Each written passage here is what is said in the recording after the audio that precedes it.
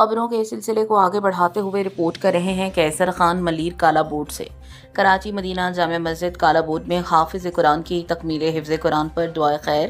مدینہ جامع مسجد کالا بورڈ میں حافظ قرآن بننے والے بچے کی خوشی میں ایک پروقار دعائے خیر کی تقریب منعقد ہوئی۔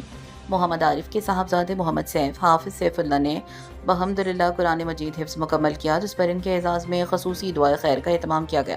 تقریب میں محمد عارف کے عزیز و اقارب، رشتہ داروں، دوست احباب، مسجد کے اساتذہ کرام اور معزز شخصیات نے شرکت کی۔ شرکا میں قاری ممتاز، قاری عابد، لالا ایوب، سلیم آوان، ارشد آوان، محمد عمران آوان، ینگسٹر ٹی وی نیوز کے چیئرمین اور بھروسہ نیوز کے مینیجنگ ایڈیٹر کیسر خان، محمد زبیر، علی کیسر، عبدالرحمان اور محمد زاہد بھی شامل تھے۔ اس موقع پر شرکا نے حافظ قرآن محمد سیف، حافظ سیف اللہ اور ان کے والد محمد عارف کو دلی مبارکباد پیش کی اور ان کے لیے نیک تمناؤں کا اظہار کیا۔ آخر میں علماء کرام نے دعا کی، اللہ تعالیٰ حافظ قرآن کو قرآن کریم کی تعلیمات پر عمل کرنے، دین اسلام کی خدمت کرنے، والدین کے لیے باعث فخر و صدقہ جاریہ بننے کی توفیق عطا فرمائے، آمین۔